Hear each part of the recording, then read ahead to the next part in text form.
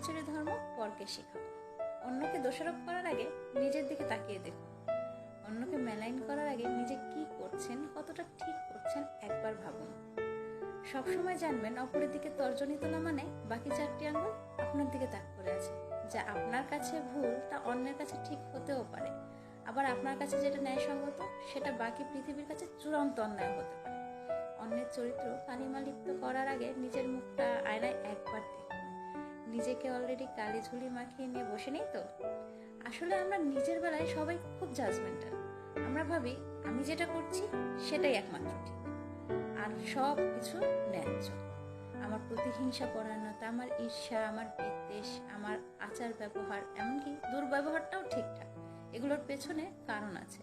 আর আমার সঙ্গে যা যা দারুণ অন্যায় হচ্ছে তার পেছনে কি কি কারণ আছে বা সেখানে আমার কতটা ভূমিকা, এই উল্টা দিকটা কিন্তু আমরা কেউই হিসাব করি না। আসলে আমরা নিজেদের ভাগের হিসাবটা খুব ভালোই করতে জানি। তাই অন্যকে হেয় করে, খাটো করে, পুড়িয়ে ছাড়খাড় করে, অপবাদ দিয়ে অন্যরকম একটা আনন্দ পাই। মনে মনে ভাবি কেমন শেষ হাসিটা তো আমিই হাসলাম তাহলে। অপরকে কতখানি জব্দ করতে পারলাম ভেবে আমরা অদ্ভুত প্রশান্তি পাই। আসলে কথায় আছে, ঘুটে পড়ে গোবর হাসে, কিন্তু গোবরকেও একদিন ঘুটে হতে হয়, আর আমরা সেটা ভুলেই যাই।